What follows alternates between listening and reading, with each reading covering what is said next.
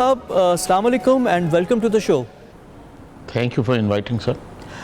फिरदौस साहब, सबसे पहले तो सबसे जो ग्राउंड के सामने जो एलिफेंट इन द रूम है कोरोना वाला इशू, और कराची एक तरह से पाकिस्तान में सबसे पहले लाइमलाइट में भी आया, और सिंध गवर्नमेंट की जो इक़दामात थे, जो मरकज़, क्योंकि आपकी जमात है वो मरकज़ में हुकूमत है, आप अपोजिशन में हैं सिंध में, तो इख्तलाफात और इस तरह की बातें हैं कि पॉइंट ऑफ व्यू का फ़र्क, तो वो लोग बड़े कंफ्यूज हो रहे थे इससे सारी चीज़ें।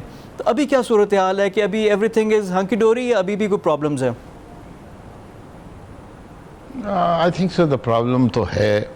देखिए, प्रॉब्लम मैं आपको बताऊं क्या है, और उसको सीधे सीधे तरीके से, जिस तरह आज भी प्राइम मिनिस्टर साहब का प्रेस टॉक या मीडिया टॉक आप कहें, हमें सिंध के लिए डायरेक्टली वो स्टैंडर्ड्स कॉल आउट करने पड़ेंगे कि अगर reported cases on a daily basis जितने होंगे तो हम रिलैक्स करेंगे, और अगर इससे ज़्यादा होंगे किसी इलाके में तो हम उसको सख्त करेंगे। तो लोगों को समझ में आने लगेगा कि कोई मेजरमेंट क्राइटेरिया। इस वक्त आज की सूरत हाल ये थी कि अगर आप सिंध का डाटा देखें तो सिंध में 29 डिस्ट्रिक्ट्स हैं। 9 डिस्ट्रिक्ट्स ऐसी हैं जिसके अंदर 0 रिपोर्टेड केस है, 0 डेथ रिपोर्टेड है। तो उनके जगहों पे क्यों इतना सीवियर लॉकडाउन होना चाहिए, इसका जवाब नहीं देते। दूसरा, जो डाटा के वो मस्क किया उस दिन चीफ मिनिस्टर साहब ने बाय ब्रिंगिंग इन ईदी होम, तो वो भी मेरे ख्याल से काबिल मज़म्मत बात है। इसके पाकिस्तान के अंदर मुल्क का मोर्टेलिटी रेट जो है वो 0.072% है, जिसके लिहाज से 2 करोड़ की आबादी के लिहाज से कराची में रोज़ाना 400 लोग मरते हैं। 400 लोग रोज़ाना मरते हैं, और जब अप कंट्री लाशें ले जाने का सिलसिला रोक दिया जाएगा तो ईदी होम और ऐसे और इदारों में लाशें बढ़ जाएंगी। चौथी चीज़ जो उन्हीं ने कही कि कोरोना मर जाने के बाद कोरोना का टेस्ट नहीं हो सकता, ये भी बिल्कुल गलत बात है। वही स्वैब टेस्ट जो ज़िंदा इंसानों में होता है वही मुर्दा में होके डिटर्मिन कर लिया जा सकता है कि ये शख्स कोरोना से मरा है या नहीं मरा। तो मैं समझता हूँ कि जब तक मुराद अली शाह साहब बड़ी क्लियरली एक प्लान को नहीं स्पेल आउट करेंगे कि कौन से वो इंडिकेटर्स हैं जिसके बुनियाद पे वो रिलैक्स करना चाहते हैं या सख्त करना। इसके अंदर एक टोटल लॉजिक और थी। हमने सपोर्ट किया था लॉकडाउन, हमारे prime minister was not in favour, but हमने सिंध में मुराद अली शाह साहब को 21 मार्च को मीटिंग हुई जिसमें गवर्नर के तहत हुई, core commander, government of Sindh, PTI के हम बैठे। हमने कहा हम आपको सपोर्ट करते हैं लॉकडाउन, लेकिन एक शर्त के साथ कि इसमें सूबे में कोई आदमी भूखा नहीं सोएगा। उन्होंने गारंटी दी कि नहीं सोएगा। उन्होंने कहा मैंने 22 लाख लोगों को 3000 रुपये के राशन पहुंचा दूंगा 1 हफ्ते में। आज 4 हफ्ते हो गए वो नहीं पहुंचे। लेकिन जो सबसे बड़ी बात थी, उन्होंने कहा कि लॉकडाउन क्यों लगाना ज़रूरी था। लॉकडाउन इसलिए लगाना ज़रूरी था कि हम इस बीमारी के लिए तैयार नहीं हुए। जब हम तैयार नहीं हुए तो हमारे पास आइसोलेशन सेंटर नहीं थे, हमारे पास क्वारंटीन सेंटर्स नहीं थे, हमारे पास टेस्टिंग किट्स नहीं थी, हमारे पास लेबॉर्ट्री में फैसिलिटी नहीं थी। तो फैसला ये हुआ था कि इन 3 हफ्तों में हम इस सब को इतना कर लेंगे कि फिर उसके बाद हम रिव्यू करेंगे कि हम कितनों को डील कर सकते हैं। मेरा अपना ज़ाती ख्याल, और मुराद अली शाह साहब को मैं ये लिख के भेज चुका हूँ, मीडिया पे ला चुका हूँ कि एज लॉन्ग एज आपका डेली पेशेंट बीइंग कमिंग और टोटल पेशेंट्स उस वक्त तक जो अंडर ट्रीटमेंट हैं, अगर आपकी कैपेसिटी डबल से ज़्यादा हो तो आप ईज़ कर सकते हैं, अगर आपकी डबल से कम हो तो आप ईज़ नहीं कर सकते। और आखिरी बात यह है, and then will move on, कि जिस इलाके से निकले उस जगह को सील करें। हर जगह को पूरे को सील करना और लॉकडाउन ज़रूरी नहीं है। अच्छा नकवी साहब, जो आप बात कर रहे हैं लॉजिकल भी बात कर रहे हैं और बेहतर भी है, लेकिन जो आपकी जमात के बाकी लोग हैं जब पर्सनल अटैक करते हैं, उनके स्टाइल ऑफ प्रेजेंटेशन पे बात आती है कि खबरनामा पढ़ रहे, तो उसमें तो सियासत ज़्यादा हो जाती है। एक तो ये, दूसरा आपने कहा कि सिंध में जो है कि 9 डिस्ट्रिक्ट ऐसे जहाँ पे है ही नहीं, लेकिन असल मसला तो कराची का है। कराची पाकिस्तान का सबसे बड़ा शहर है, दुनिया के बड़े शहरों में इसका शुमार होता है। न्यूयॉर्क की एग्जांपल हमारे पास है, और मिनी पाकिस्तान है कराची में। यानी जिस तरह आपने कहा ना कि अब कंट्री लाशें भी अब जाती हैं, डेथ्स हो जाती, तो वो भी اب نہیں جا رہی. تو کراچی کے تو ڈائنامکس ڈفرینٹ ہے, جو ایک ملک کے ہوتے ہیں اس طرح کے ہوتے ہیں. اگر وہاں کا چیف ایگزیکٹو کوئی اقدامات کر رہا ہے تو اس کو سپورٹ کرنا چاہیے, اور سلیکٹیو لاک ڈاؤن اور سجیشنز دے کر اس سے کام کروایا جائے, بجائے اس کے کہ آپ تنقید کریں. اور پھر جس طرح کی ہارش لینگویج استعمال ہوئی ہے دونوں سائڈ سے, لیکن اٹیک پہلے پی ٹی آئی کی طرف سے ہوا تھا, پھر آپ کے گورنر چلے گئے, پھر فیصل واڈا آ گئے, علی زیدی آ گئے. نہیں تو یہ چیزیں تو تھوڑی سی نہیں میرے خیال سے اگر آپ سب سے پہلے دیکھیں, سب سے پہلے نالائق کا لفظ کون استعمال ہے, ٹویٹر والا پی ایم کس کا کرتا ہے. میں آپ کو مرتضی وہاب کی ٹویٹس دکھا دوں گا which are dated in the first week of March. Saeed Ghani کے دکھا دوں گا, ناصر. تو جو آپ کا امپریشن ہے وہ غلط ہے. ہم نے بہت برداشت کی جب وہ حد سے آگے نکل گئے.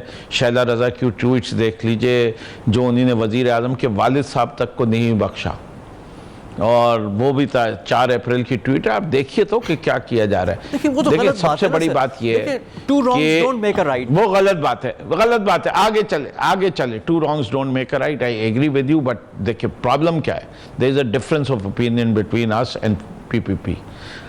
کراچی شہر میں 40% لوگ کچی آبادیوں میں رہتے ہیں. کچی آبادیوں میں 10 فٹ بائی 10 فٹ 12 فٹ کے کمرے میں 8 سے 9 لوگ سوتے ہیں. گھروں کے درمیان فاصلہ 3 فٹ کا ہوتا ہے گلی کا, اور اس کے اندر بچوں کو آپ بند نہیں رکھ سکتے. وہ سب سڑکوں پہ کھیلتے ہیں اور میدانوں میں کھیلتے ہیں, اور وہاں کرونا کا social distancing is not possible. بلدیہ ٹاؤن چلے جائیں, میرے پہلوان گوٹ میں اس وقت جو ہے سیل ہوا ہے, یہاں فزیکلی پاسبل نہیں ہے. یہ ٹی وی پہ آ کے کہنا تو بہت اچھا لگتا ہے, لاک ڈاؤن کر لو, سوشل ڈسٹینسنگ کر لو. وہ سوشل ڈسٹینسنگ کرے گا کیا؟ یہ اسی قسم کا صورتحال ہو جاتی ہے جس کو آپ کہتے ہیں کہ رادر دین پریونٹنگ کرونا, ہم نے کرونا کے انکیوبیشن سینٹر کریٹ کر دیے جب آپ نے لوگوں کو کچی آبادیوں میں بند کر دیا. اور اس وقت جتنے کیسز آ رہے ہیں آپ یہ دیکھ سکتے ہیں کہ اس کی صورتحال یہ آ رہی ہے کہ 80 to 90% کراچی کا کیس جو آیا ہے وہ کچی آبادی سے آ رہا ہے. اور یہ صورتحال ہے. اور یہ بات ہم چیف منسٹر کو سمجھا رہے ہیں.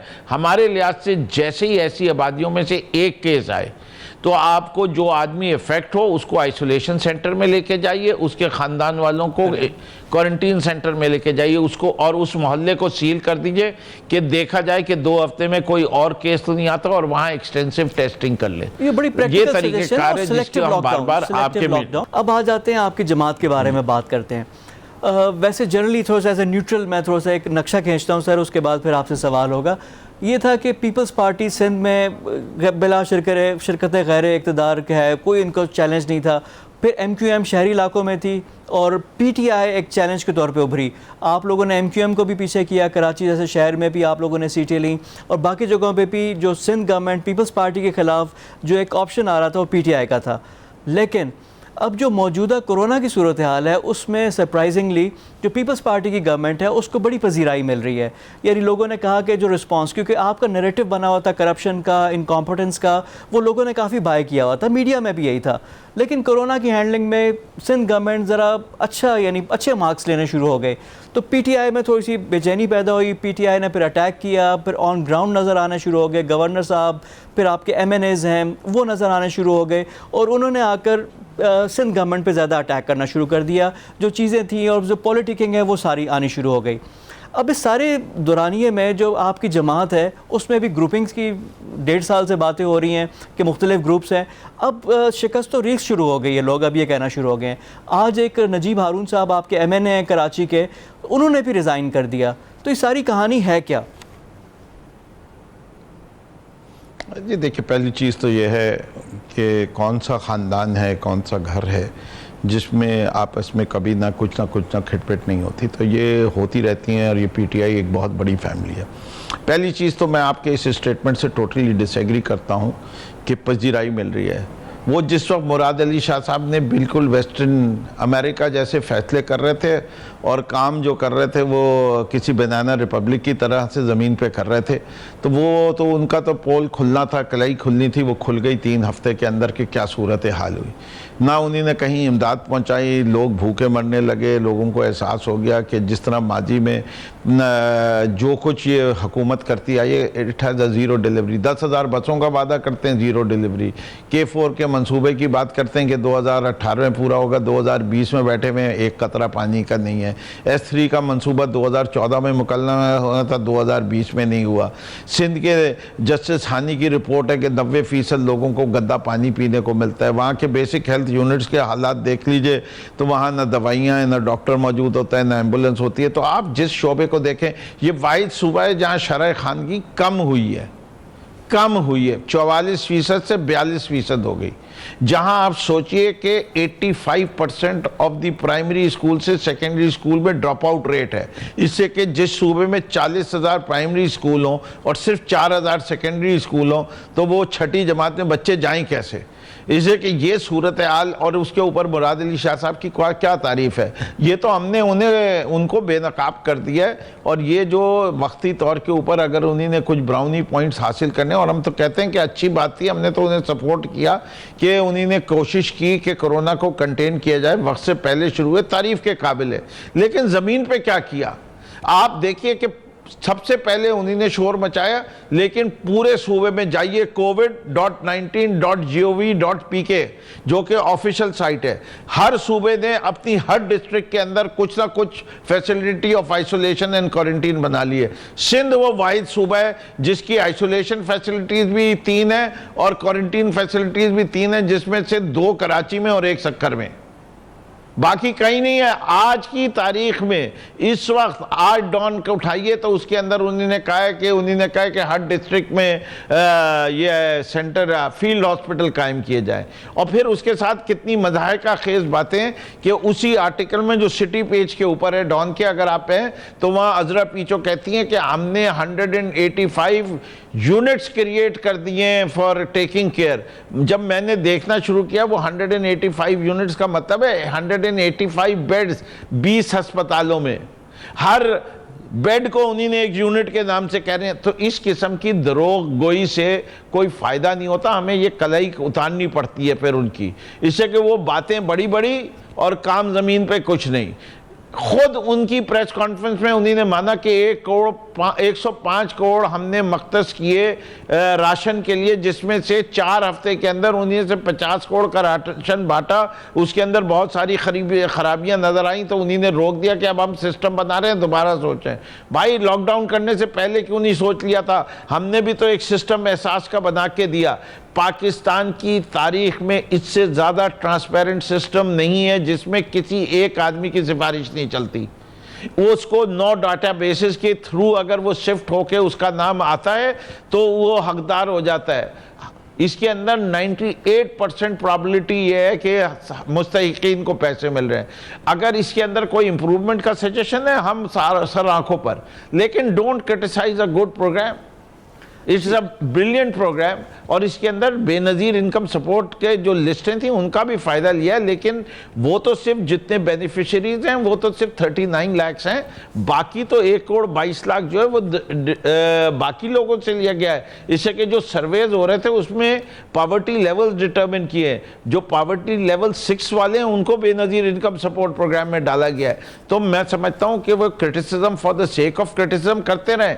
سوشل ڈسٹینسنگ اگر نہیں ہوئی, چاہے وہ پنجاب ہو, کے پی ہو, سندھ ہو, تو وہ کنسرن ڈی سی سے بازپرس ہونی چاہیے کہ آپ لوگوں کے پاس ساری ایڈمنسٹریٹو طاقت ہوتے ہوئے یہ آپ کی بے توجہی کی وجہ ہے کہ آپ نے پراپر انتظامات نہیں کیے کہ لوگ ڈسٹنس پہ کھڑے ہوں, اس لیے یہ یا ڈسٹنس پہ بیٹھیں.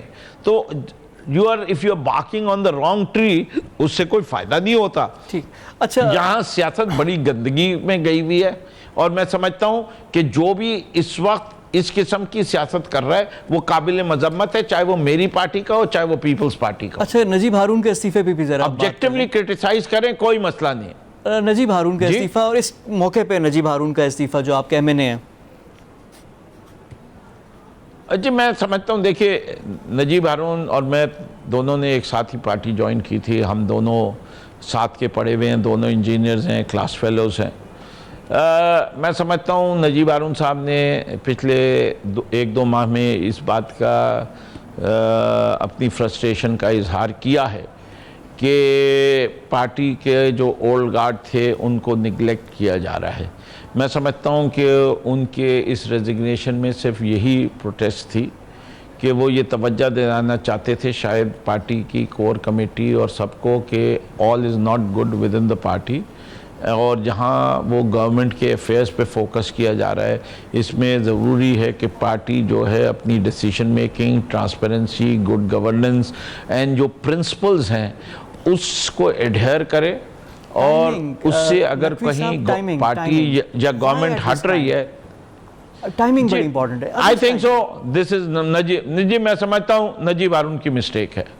This is, I have to put it purely on his shoulders کہ this is not the right time. He should have not resigned at this time. There are many other ways کہ وہ جس طریقے سے کام کر سکتے. تو میں ان کی وائل پروٹیسٹ کو تو ریکوگنائز کر سکتا ہوں کہ اس میں شاید کچھ میرٹ ہو، لیکن میں اس کی ٹائمنگ کو جو ہے میں سراسر سمجھتا ہوں کہ ایک فاؤنڈنگ ممبر کو، ایک آدمی کو جس کی پارٹی سے اتنی پرانی ایسوسیشن ہے، جو اپنے ریزگنیشن لیٹر میں باقاعدگی سے لکھتا ہے کہ میں پارٹی نہیں چھوڑ رہا، اور میں بلیو کرتا ہوں کہ عمران خان از دا بیسٹ لیڈر، تو ان کو اس وقت ریزائن کرنا بالکل موزوں نہیں ہے. اور میں سمجھتا ہوں یہ ریزگنیشن ایکسیپٹ بھی نہیں ہوگا. یہ ریزگنیشن انہوں نے پرائم منسٹر کو ایڈریس کیا، it is not addressed either to the speaker اور ٹو دی الیکشن کمیشن. تو till that time this is an internal matter of the party, اور ہم لوگ اس کو ہینڈل کر رہے ہیں. انشاءاللہ the result will be positive. بہت شکریہ آپ کا فردوس شمیم نقوی صاحب.